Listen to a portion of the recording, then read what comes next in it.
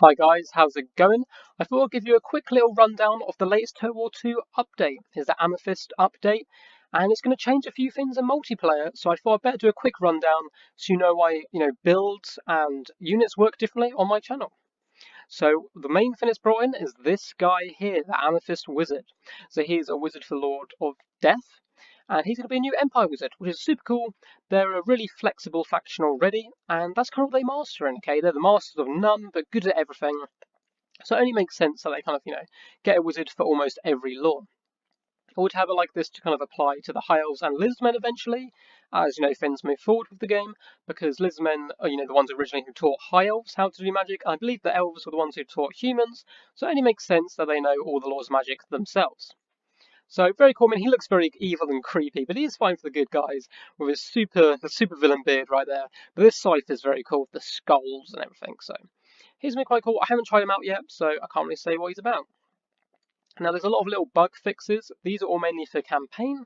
So I'm not going to run over each and every one of them because I've only just started my campaign, actually. I'm doing my first campaign right now.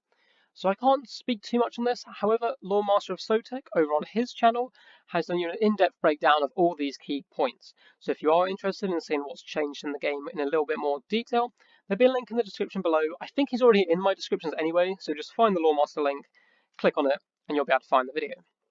The main thing that I've taken away from it, though, however, by seeing other people's videos, that Skaven got nerfed quite a little bit on the campaign, including Itic Claw got a few little changes to him himself. I don't mind this because I've only just started a Skaven campaign, so it's quite cool that they've been nerfed, so hopefully it won't be too easy for me. They should be hopefully a bit more balanced. So I'm not going to go over these. Once again, Lore Master of Sotek, check his channel out. What we're really going to focus on today is the multiplayer changes. My channel does mainly focus on multiplayer. So the big one straight out of the gates is Invocation of Nehek has been nerfed pretty heavily. And this is the healing spell for all undead factions. It brings people back to life, and they rely on this quite a lot, especially certain builds. So it's -2 duration, and for the upgraded version, -2 duration, +1 power cost, and the big one, maximum 4 targets. So normally what you do is blob up your army in a big, like Death Star, and just constantly spam invocations on the heck. And it's super viable, it's a really good way of doing it, and it really pays for its own cost. However, now only the 4 targets, you can't do this. I think this nerf was coming, and I think it is slightly justified. It might be a little bit too much, only time will tell really. I don't play the undead factions much myself, but it does stop some kind of really cheesy builds, which a lot of people do, where they build like multiple Mortis engines and a lot of the black coaches, and they spam them all together and heal up those single entities. My one problem with this is I don't know how the targeting system is going to work with the 4 targets. Say you have 6 units bunched up, you want to heal a specific 4 of them. How does this work? I mean, does it just heal people closest to the circle? Does it heal who's weakest? I'm not sure how it's going to work, so it's going to take a little bit of trial and error and testing out to see if this is a good change or a bad change. I think it's been coming, and it's probably good, and it's obviously in reaction to those kind of cheesy Death Star builds, but time will tell. The same nerf has been pulled across to Earthblood. I don't think this is going to affect them quite as bad, because the main factions which use Earthblood, such as High Elves, don't tend to blob up too much, so I don't think the full target thing is going to be such a kind of nerf for them. Now, Guardian's been tweaked, so it's down to 15% physical resist. I believe it was 18 before, that's fine. I don't think anyone's going to really notice the difference. Noculus's Wraithstorm has slightly tweaked in accuracy. Now, I don't have the Vampire Coast DLC, so I can't really speak on this too much myself.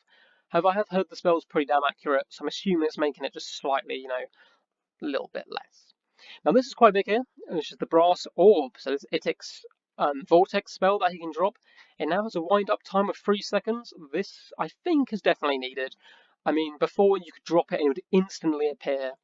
And I feel with Vortex spells or big damage casting spells, your opponent needs at least a few seconds to try and react. 3 seconds isn't that long, and it's only going to be the really good players, or if they get lucky and spotted, they're able to move out of the way. I think that's only fair. I think an instant Vortex is a bit too powerful. And, he's still going to be pretty good. Brass Orb's still going to be great, so I think that's fair enough. Now, Beastmen have had a few buffs, which I think is very justified.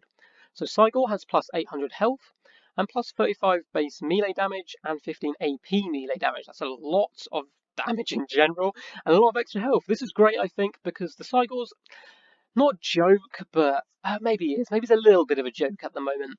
Cycles used to be popular because you could summon so many, but with the nerfs to summons back in the couple of patches ago, maybe just one patch ago, where they now disappear regardless of health, no one really takes cycles anymore. So this might push people to experiment with their builds and use cycles a little bit more.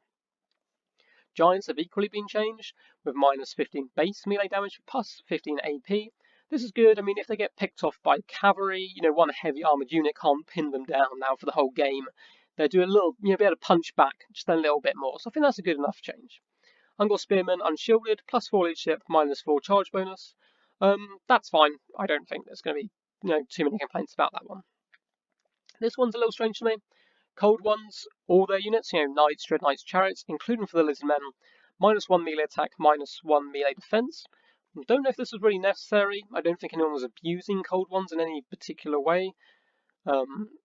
So maybe it's just in reaction to how their rampage works now. So when they kind of go bestial, when they lose that health, they gain some attacks and they're a lot less likely to go bestial now. So maybe it's just in response to that. So nothing too major there. Now here we get to the big one. My favourite people, the Lizard Men. And unfortunately, it looks like they've had quite a few nerfs. So Lord Croak is now an extra 100 gold. And minus 10 damage on Deliverance of Itza through stages 1, 2, and 3. This is probably justified. I really like Croak, however, he was super deadly in certain matchups, especially against people who had light infantry. He's still going to be good in those matchups, so I think it's probably justified. I don't know if he needs the extra cost if they're taking out the damage, but we'll see. I think that's fairly okay. So now moving over to the Ancient Salamander. Now this guy has minus 25 range, minus 5% explosive damage. He's a little bit large now, slight increase to entity size. A crazy 1,869 negative to his health. That is massive. Removed speed reduction from contact, so when he shoots people, they're not going to slow down. Plus 2 ammo. Now that 2 ammo doesn't mean much to me because I think the nerfs far outweigh it. This is strange to me. He was maybe a little bit too powerful and he needed to be nerfed slightly. But this is some huge nerfs. I think against range factions, you almost can't pick him. He's going to be too much of a risk. So he needs to get closer now. He's got shorter range, which I think is fair enough. I think short range probably is a good idea. He does slightly less damage now. He's bigger, so easier to shoot, and he's much more squishy with that massive drop of health. That's like a third of his health gone already, like instantly. So I think we're seeing a lot less of the Ancient Salamander. Unfortunately, he was a really cool unit. I really liked him, the fast-moving kind of range utility. I don't think Lizardmen have too many of those. And unfortunately, I think I'm going to be replacing him probably with the Umbral Tide in most of my builds now. I just don't think you can risk bringing him. He's probably still got his niche picks, probably still good against vampire counts and so forth, and good players in particular can be able to avoid enemy missile and probably use them quite effectively. But I think, unfortunately for me, I think that's a bit too much of a heavy nerf, unfortunately. Thunderous 1, plus 100 gold, plus 5% ability recharge. I haven't really used Thunderous 1 too much, and I haven't seen him used that much, so I don't think people were abusing him, so a little bit strange, but I don't think people are going to mind that too much, just 100 gold, but it is a little bit. Red Crested Skink Chief on Agent Stegodon is plus 50 gold. This is fair enough. He's very powerful. I mean, he can fight anyone when he pops his buff and he's on that Stegodon. He can go toe-to-toe with the best of them. Plus, he's good anyway on the Stegodon, doing damage to infantry and causing terror. So I maybe even would have nerfed him a little bit more, maybe 75 to 100 gold, but plus 50, that's fair enough. I like this bonus. Star Chamber Guardians, who I like quite a lot, and Porthawk Sentinels, both regiment renowned, plus 50 cost. That's fair. They're both very good. I don't think they're too overpowered or anything, but the low cost bonus, that's fine. The Bastiladon with Argus Zotek minus 50. I mean, it's a bit of a wet lettuce unit, to be honest. I think you could have minused it by 150 even, and I still don't think people would take it too much. But I guess it's nice that they've at least started to try and balance him. Tic-Tac-Toe now has the drop sphere of Teapot. His ability is now free in multiplayer. This is great. I don't think he gets taken enough, and hopefully by giving him this free ability, he might get chosen a little bit more, which would be nice instead of just seeing Slans or the Red Crested Skink Chief. So that's cool. I like that. Cross score minus 2 AP melee damage.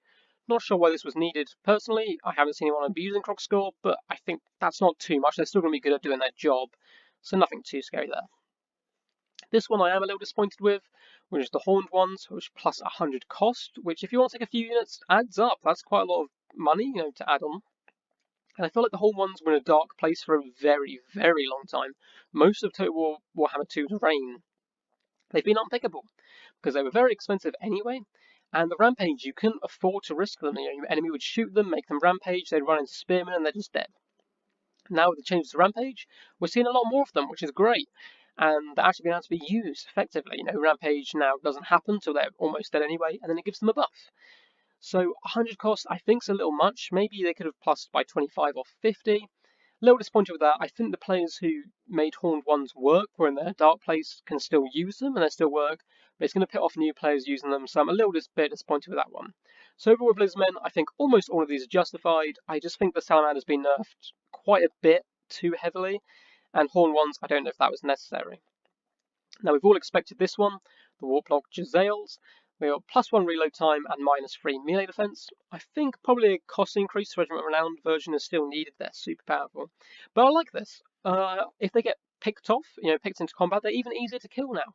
I think that's how it should be. You know, they're the super deadly unit, but really glass cannon. If you slip up on your micro and let your enemies slip in there with some hounds or, you know, some flying units, they should go down rather quickly. So I think this is a decent change. Poison Wing Globadiers are a bit cheaper. That's good because not too many people use them. Warp Fire Throwers, bit better armor. Again, these two aren't used too much, so I like the, you know, little bit of buff to them. Rattling Gunners and Regiment Round, +50 cost, that's probably needed, and small reduction in accuracy. As long as this is just a small reduction, I think this is a very good change. They're not super overpowered. I mean, maybe with the best players using them. They're quite micro-intensive, however. As you know, they do most of their damage in close quarters, and they're very squishy, so you don't want to be close to the enemy. So it's one of those, you know, double-edged swords in a way. But I think that's fair enough overall, that's probably fair. Storm Vermin, minus melee damage, plus AP, that's fine. Doomflays have been heavily nerfed by the looks of it. I mean, I haven't used them yet, so, you know, just a word of caution, I haven't actually played with this update yet, so I can't say all these things for certain, but Doomflays, minus 20% health, 20% mass, and 10 armor. I really don't know what the utility is going to be now. Normally you sent them forward to drive through the enemy, but without that mass, and being a bit squishier, especially on the health department, I'm not sure how they're going to fare. We'll have to play with them, see how they do, but I don't know, that seems quite heavy. Warlock Master, his Doom Wheel now causes terror, that's cool. I mean, a big scary wheel is going to be, you know, well, scary. Can no longer hide in forest, that's fine, and a small debuff, and a little bit buff there, yeah, that's fine, I think. Ittic Claw, Doomflare no longer causes fear or hides in forest. I get the forest fin, I think it probably should cause fear. I mean, it's a giant hamster wheel with loads of blades sticking off it, roaming towards you with a cackling rat man on top. So I think I would have kept the fear, but that's not too deadly, I guess. Now, Vampire counts, they obviously got the nerf from the Invocation of the Heck, which is huge, and Summons as well, which wasn't too long ago. +1 for Crypt Horrors, that's cool. Crypt Horrors aren't used too much, so nice little bonus. Hammond Course has had a cost reduction in his court card. That's cool. He's a bit of a joke. I feel like he's still going to be a bit of a joke, but a bit of a cheaper joke if you want to pull it off, that's fine. Vargolf, -10 base melee damage, -20 AP. This is fine. I mean, the Vargolf's already super powerful. That's not going to make it, like, useless or anything. It's still going to be really powerful. That's fine. I think they needed to be nerfed. I think they've tried definitely to nerf the kind of Vampire Coast and Vampire Count Death Star builds, and I think that kind of helps. So Vampire Coast, already massively hit on the last patch because of summons, hit on this one because of Invocation of the Heck. Now Mongols do not cause terror. I don't know if this was necessary, to be honest. I think Mongols, I mean, they're very terrifying to look at. I'm assuming they cause fear now. The Regiment Renowned versions still do cause terror. However, I'm not sure. I don't know if it's needed. I haven't seen mass Mongol builds. I haven't seen it abused, so a bit of a strange one for me. Inoculus, -5 armor. I know he was really powerful a while ago, so it's probably justified, but I can't say for certain. I don't have the DLC. So overall, I think most of the balancing changes are good. It'd be interesting to see where everything lands. I think Lizman have been hit maybe slightly too hard, but a lot of this is kind of justified, and they're still top tier. Don't worry, any Lizman players, or Lizman fans, I'll still be using them. This will be my main faction. They're still very, very powerful. So my only big ones really are the Ancient Salamander, slightly disappointed with the Horn ones, and Doom Flayers. Apart from that, I think most of these are kind of justified. It'll be interesting to see how Invocation of the Heck turns out. And the best thing about CA, who make this game, they're fantastic at balancing their game. They really are. It's a really tough game to balance this many factions, but they pull it off really successfully. And I'm sure if anything goes too far astray, they will just double back and change it. So that's it that's my kind of opinion on this patch, guys. I think overall, mainly good things. One or two things maybe a bit heavily nerfed. We'll see how it lands in future battles. I just wanted to drop this quick video to give you guys, the experience of what's changed, so you know what's going to happen. So those are my thoughts on it, guys. Once again, Lawmaster of Sotek's channel if you want a really in-depth breakdown of everything. And I will see you next time. Peace, peace.